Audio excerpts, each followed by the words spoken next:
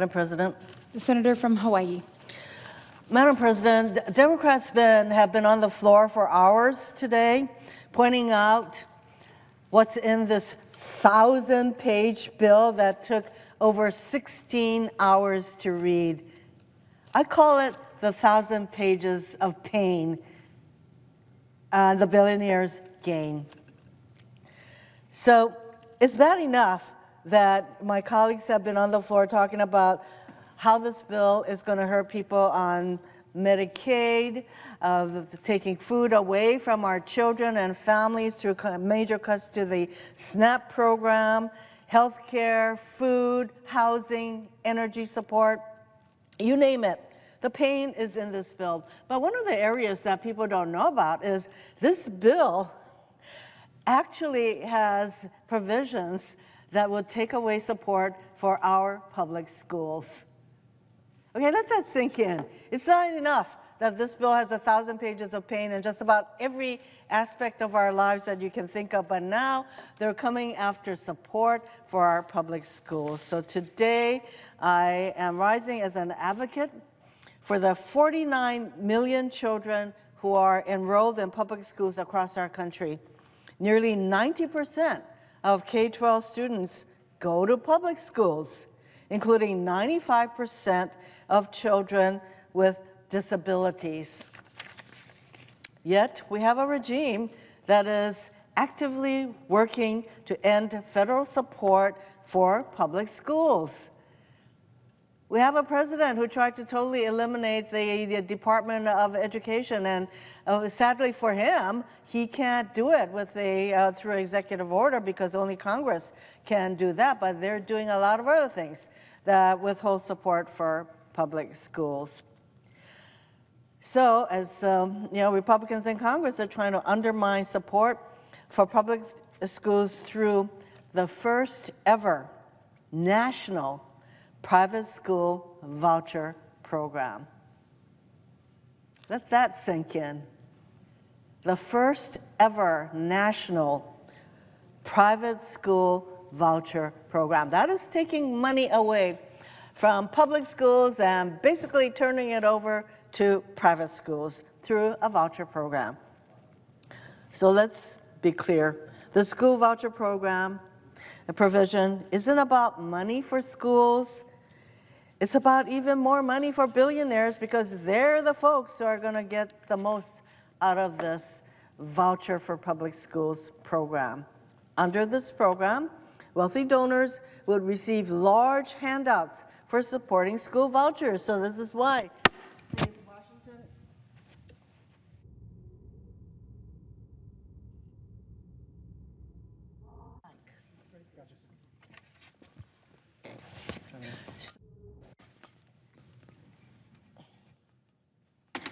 The Washington Post in their headline, GOP voucher plan would divert billions, $4 billion a year in taxes in perpetuity to private schools. So specifically, the plan would provide a dollar-for-dollar tax credit. We're not talking about tax deductions. We're talking about a tax credit. This is money that comes right off your taxable amount. So what this bill would do is provide a tax credit of $5,000 or 10% of a taxpayer's adjusted gross income, whichever is greater. So a taxpayer making $10 million, we do have people who make $10 million a year, could contribute $1 million and receive a credit for that full amount. How do you like that? You can get $1 million off your tax bill by contributing to this private school voucher program. So rather than calling this plan what it is, and I tell you, the word scam comes to my mind. It's like scamming the public schools. Republicans are deceitfully trying to sell this plan as an expansion of school choice for families. Oh, isn't this voucher program great? More families can send their kids to private school. Here's the reality. Based on what we know about school voucher programs, they do not promote school choice. Let me give you two examples of why this argument does not hold water. For one thing, school vouchers do not cover the full cost of private school tuition. When was the last time anybody thought about how much private schools cost? Maybe, in schools in Hawaii, private schools can cost something in the order of $15,000 to $20,000 a year, starting from kindergarten. A voucher program will not support that full amount. That means that families who want to send their kids to these private schools will have to make up the cost difference. Well, how many middle-income, low-income families would be able to exercise that choice to send their child to a private school that costs that much? And not only that, as we have seen in states that have passed voucher programs, private schools often raise their tuition when they become eligible for vouchers. Iowa is an example. After they approved vouchers in 2022, private schools there increased their prices by over 20% for kindergarten and by over 10% for other grade levels. Here's another example of why this argument that this program promotes choice. There are fewer private schools in rural communities, so many families do not have access to private schools if they live in rural communities. How does this expand choice for these families? The reality is the majority of vouchers have gone to wealthy families and to subsidizing school tuition for students who already attend private schools. Under this bill, Republicans will make that even worse by prioritizing scholarships for these students. I'm going to repeat that because not only is it bad enough that we're going to divert all of this money basically to private schools, but this bill actually has a provision that says the people who will get these scholarships are students who already go to private schools. In Louisiana, for example, now 99% of voucher tax credits there went to families with annual incomes above $200,000. In Virginia, the number was 87% of vouchers in that state going to wealthy families. In Arizona, it was 60%. Americans have consistently rejected school voucher programs and initiatives. Nebraska, Kentucky, and Colorado have all voted against voucher programs within the last year. In Nebraska, school vouchers were put on the ballot last November, and they were soundly defeated for the fourth time. This is not a Democratic or a Republican issue. Nebraska is not a red state. They voted for a Republican president by a 20-point margin, and yet they rejected school vouchers with 57% of the vote. The bottom line is, vouchers take money away from public schools, and Americans of all political stripes understand that. According to All for Ed, over 2/3 of voters would rather increase funding for public schools than increase funding for voucher programs. That is not a new sentiment. In all 17 state referendums on school vouchers since 1967, voters have rejected these programs. While the Republicans in this chamber may not give a rip about public schools, the vast majority of Americans get it. Democrats, Republicans, independents alike support strengthening our public schools, not taking money away from our public schools, because they know that strong public education is fundamental to a strong country.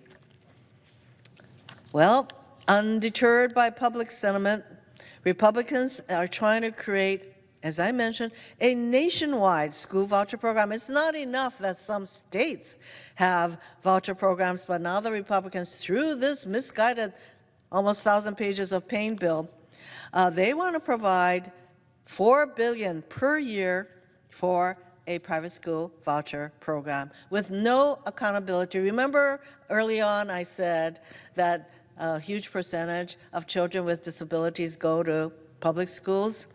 Well, private schools do not have any responsibility to make sure that they are providing education for children with disabilities. So no accountability. Let's just provide $4 billion per year, perpetuity, tax credit for private school programs that have no accountability along these lines. We all know that this kind of funding could be used for rural and low-income schools, for students with disabilities, for other programs that actually support and strengthen public schools. Instead, under the Republicans' plan, that funding will go to wealthy donors who will receive large handouts, up to $4 billion a year, for supporting school vouchers. Again, this plan will enable a taxpayer making $10 million a year to contribute $1 million and receive a dollar-for-dollar credit for that full amount. And even worse, the taxpayer could contribute appreciated stock and avoid capital gains on the appreciation.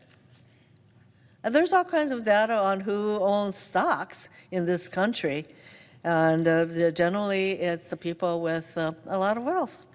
So this bill had a provision that enabled people to donate appreciated stock so that they could escape capital gains taxes on that stock contribution totally. So this Republican voucher proposal, outlandish as it is, was briefly delayed after it was deemed non-compliant with budget rules earlier this week. Republicans remained undeterred, and they have decided to plow forward with a nearly identical plan.